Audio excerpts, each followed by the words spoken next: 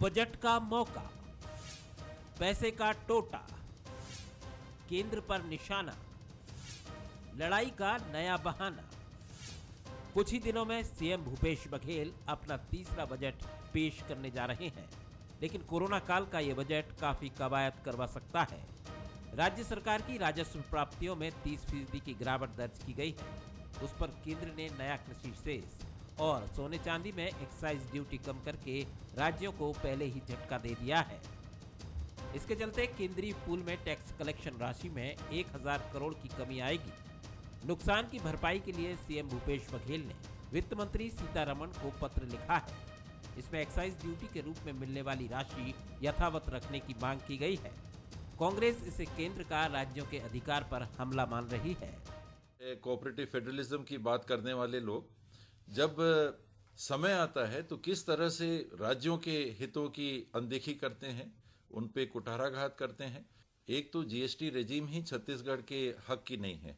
जब से जीएसटी लागू हुआ है छत्तीसगढ़ को नुकसान ही नुकसान सहना पड़ा है और 14% वार्षिक सुनिश्चित बढ़ोतरी भी केंद्र सरकार ने हाथ पीछे खींच लिया। तो उसमें कोई दो बात नहीं है कि फर्क पड़ेगा उसमें। केंद्र और छत्तीसगढ़ सरकार के बीच छिड़ा विवाद नया नहीं है। हालांकि पूर्व सीएम रमन सिंह का कहना है कि राज्यों को मिलने वाले हिस्से में बढ़ोतरी से नुकसान की भरपाई हो जाएगी।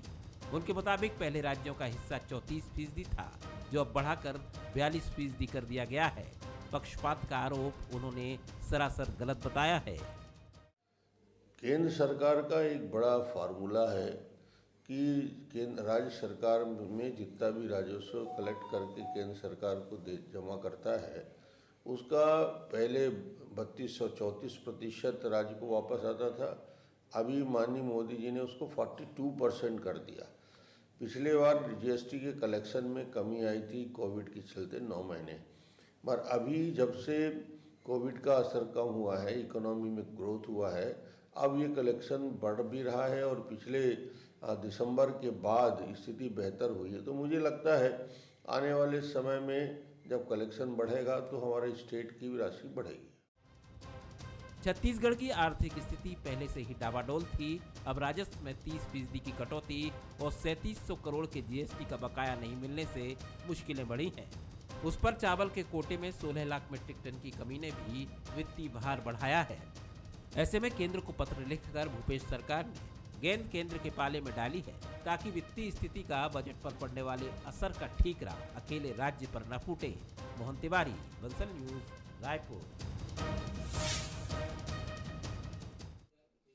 नमस्कार, स्वागत है आपका। मैं हूं अभिषेक शुक्ल।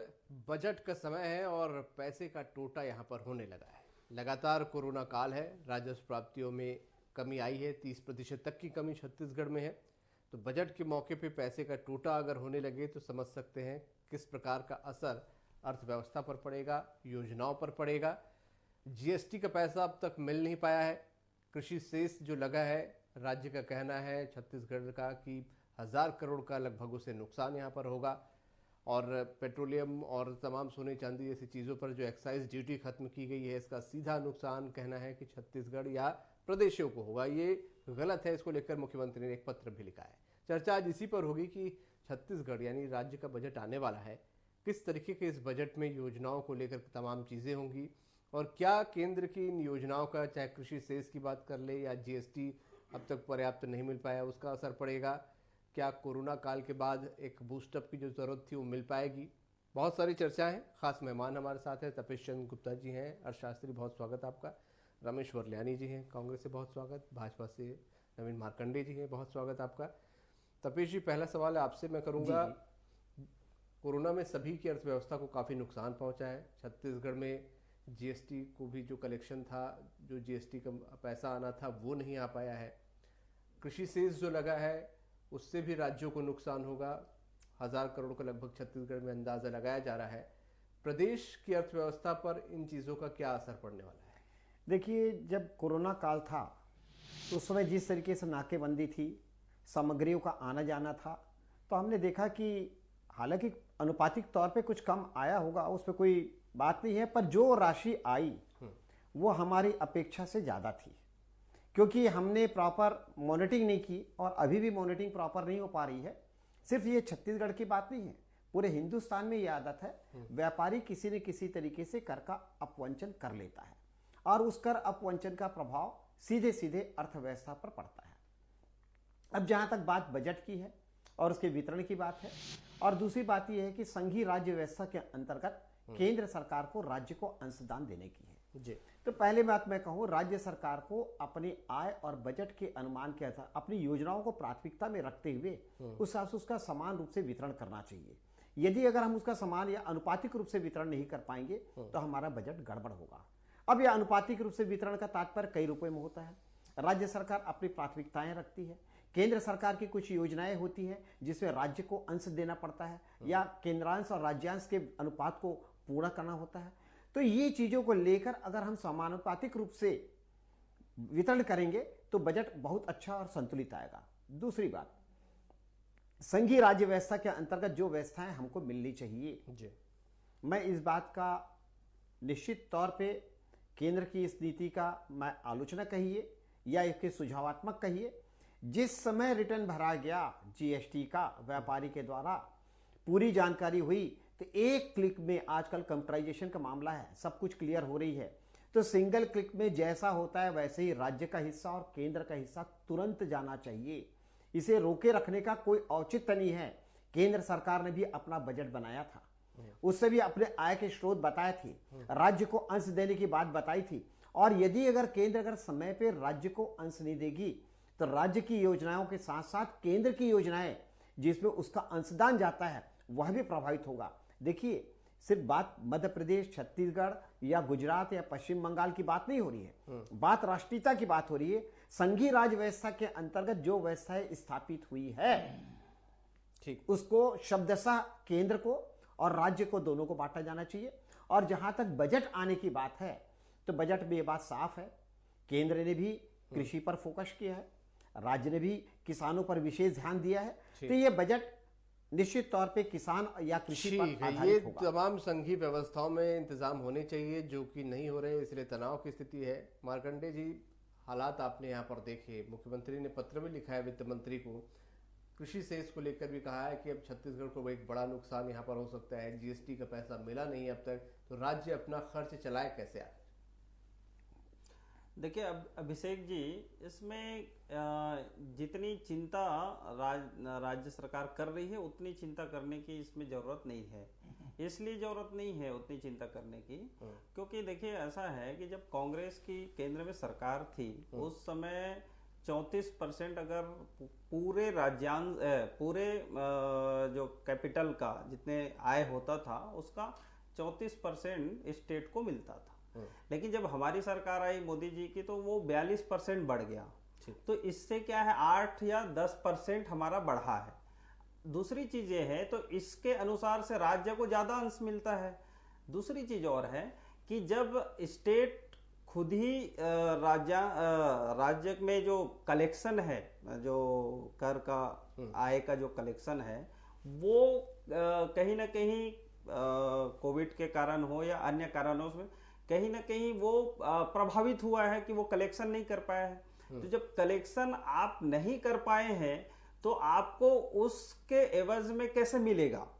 भाई जितना कलेक्शन जा रहा है उसका ही तो परसेंट आएगा आपको। दूसरी चीज ये है कि जब केंद्र में जब हमारी सरकार बनी तो हमने डीएमएफ को अलग किए, जबकि ये जो खनिज का जो पूरी राशि जो होता था वो उसी 34% में जो जुड़कर स्टेट को मिलता था पहले। लेकिन जब हमारी सरकार बनी तो हमने क्या किया 42% किए और ये जो डीएमएफ को हमने अलग किया, तो डीएमएफ के माध्यम से जिलों को अलग अलग राशि अलग से मिला। अब रही बात ऐसा है कि जब आपका स्वयं का बजट में 30% आपने घटाए हैं, भाई ये जो सरकार है वो पिछले जो सत्र है इसमें कोविड काल में अपने बजट में से 30% घटाया है। जब आपने 30% अपने बजट में से क्यों घटाए? क्योंकि आपके पास कलेक्शन नहीं है। तो जब आपने 30% जब घटाए हैं तो आप जब केंद्र को भी अगर कलेक्शन नहीं मिलेगा तो वो कौन से पैसे को आपको देंगे? तो कहीं ना कहीं ये जो है एक तरह से मार्केट जैसे है वैसे ही चल रहे हैं। दूसरी बात, कल की रोज अगर हमारा कलेक्शन बढ़ता है या अन्य आय के स्रोत जैसा ठीक होता है तो बराबर है कि राज्य सरकार को उसकी जो भरपाई है उसको करेंगे भी, जो है आने वाले समय। दूसरी एक चीज और मैं कहूंगा कि अगर जो केंद्र सरकार अगर ये जो कलेक्शन है आपका और जितनी सारी जो दे रहे हैं, योजनाएं दे रहे हैं या अलग अलग सेक्टरों में आपको जो से विकास में, जैसे आपको मनरेगा में डबल आपको इस समय राशि मुहैया कराए हैं स्टेट गवर्नमेंट को, फिर आपको 7 लाख आवास, प्रधानमंत्री आवास मुहैया कराए, तो आप जो है इस तरह से जो योजनाओं में भी ज्यादा से ज्यादा बढ़कर वो राशि अगर दे रहे हैं तो ये तो आपको सरल होगा। जैसे मिशन, जैसे जल मिशन, जल संरक्षण मिशन जो है पेयजल के लिए, वो उसमें काफी बड़ा राशि दिया है। तो इस तरह से केंद्र सरकार सपोर्ट राज्य सरकार को कर रही है। ये तर्क है यहाँ पर है, और दूसरे तरीके से मनरेगा हो या पीएम आवास योजना, ये फंड आपके तक पहुंच रही है। जी अभिषेक जी, मूल मुद्दे से हमारे साथी लोगों को भटक गए, मुझे ऐसा लगता है।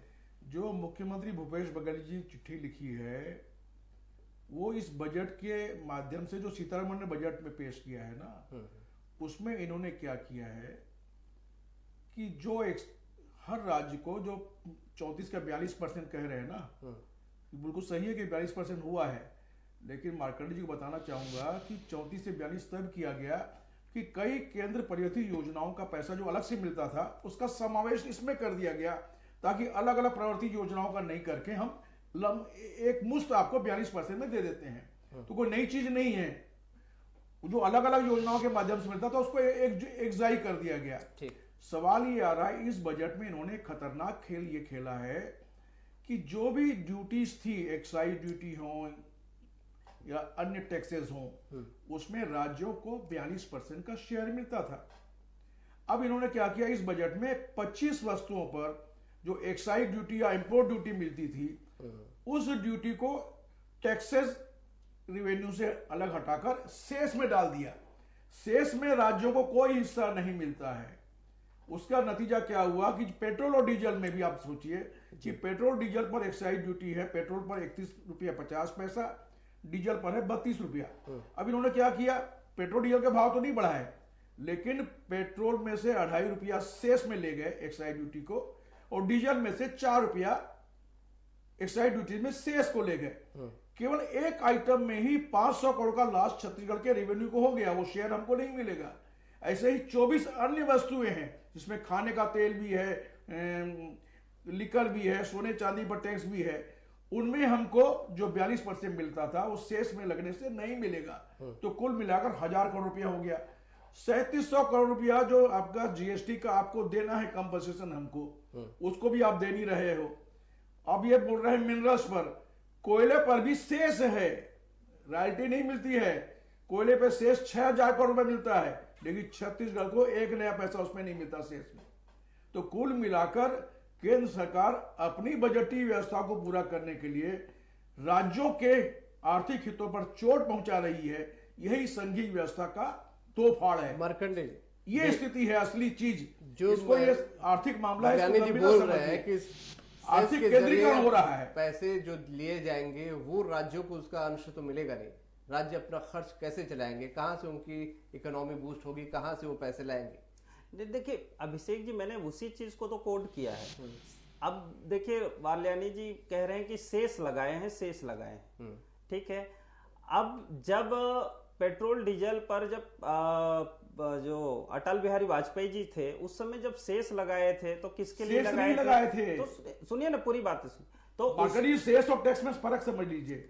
शेष में राज्यों का हिस्सा नहीं होता है, तो टैक्सेस में राज्यों का हिस्सा होता है। अटल बिहारी वाजपेयी जी ने कहा था उस समय कि पेट्रोल डीजल के भाव हम डीकंट्रोल कर रहे हैं, अंतरराष्ट्रीय बाजार के हिसाब से तय होंगे।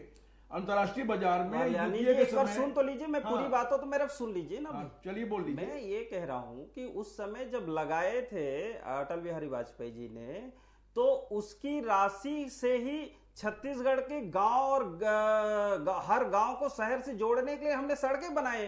रही बात यह है कि जब शेष अगर कृषि में लगा रहे हैं, शेष अपन अन्य चीजों में लगाएंगे, तो जब आप हमारा जो कृषि बजट होगा और कृषि बजट के अनुसार से वही पैसा तो आपके पास आने वाला है, तो भाई आप दोनों तरफ से लाभ कैसे लेंगे? भाई केंद्रीय योजनाओं का पैसा है, और सुनिए, पूरी बात तो सुनिए, मैं वही तो कह रहा केंद्रीय हूं। बजट का पैसा है, भाई केंद्रीय बजट की पैसा है तो केंद्र के बजट की पैसा क्या आपके योजनाओं में आपके पास नहीं आता? क्या आता है ना? ये जल मिशन भी आता था पहले। जल मिशन जो दे रहे हैं तो किस चीज में? अगर सुनिए, पूरी बात तो सुनिए वाल्यानी जी, पूरी बात सुनिए। देखिए भाई, अब आप 55 वर्ष 60 वर्ष अगर सरकार में रहे हैं साहब, तो हम गांव तक और घर तक पेयजल क्यों नहीं पहुंचा पाए? क्यों सड़क नहीं पहुंचा पाए? तो वही चीज को तो हम पहुंचाना चाहते हैं। किस मुद्दे पर हम शेष करके कर रहे हैं? बाद में बहस की बात नहीं कह रहा हूं मैं, तो केवल टैक्स का शेष का क्या उपयोग होने वाला है मैं ये बता रहा हूं, और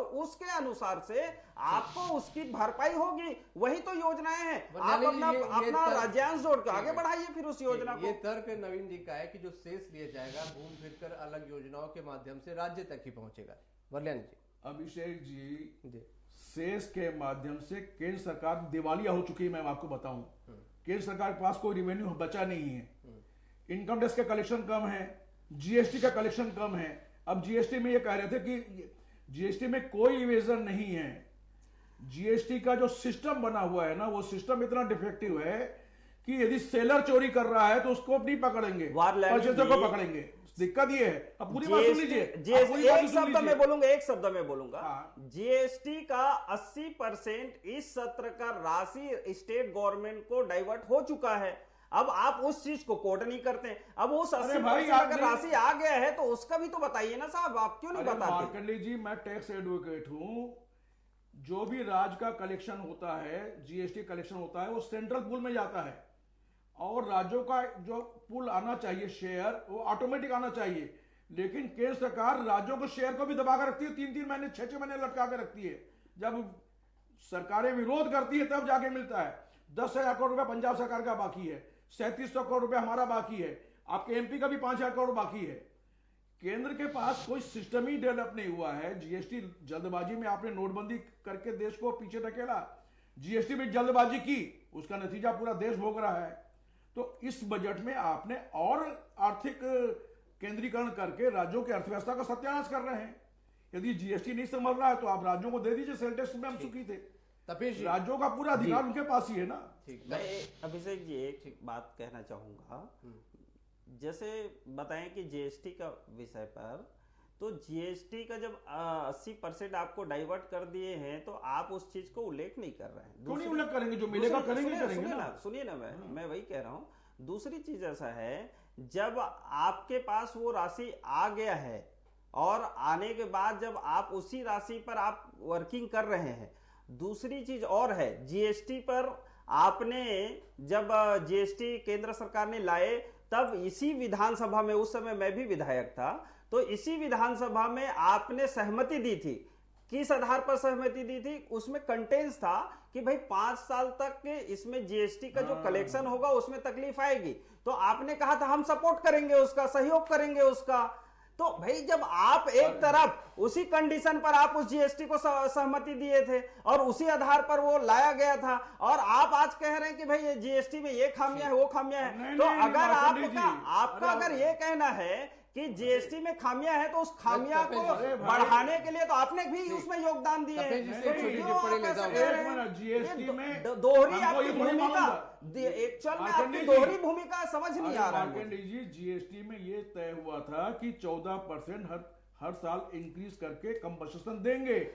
हमको ये थोड़ी मामला केंद्र सरकार हमारा ही पैसा हड़प लेगी, हमको नहीं हड़प कहाँ रही, आपको 80% साहब दे चुके हैं। हमारा पैसा जो है और इस वो 4-4 महीने बाद दोगे।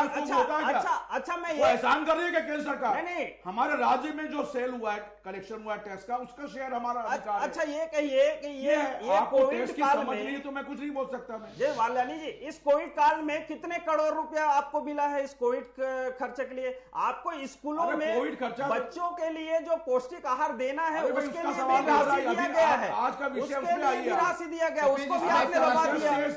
तपेश जी से सवाल, तपेश जी जो ये सिस्टम बना है, जैसा नवीन जी भी बोल रहे हैं या वर्ल्यानी जी भी बोल रहे हैं, राज्यों को खर्च चलाने के लिए तकलीफें आ रही हैं। जीएसटी का पैसा अभी पूरा आ नहीं पा रहा, वजह जो भी हो।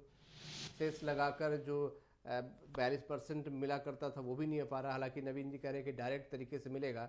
क्या राज्यों को अपना खर्च चलाने के लिए या इनकम बढ़ाने के लिए कोई और सोर्सेज हैं?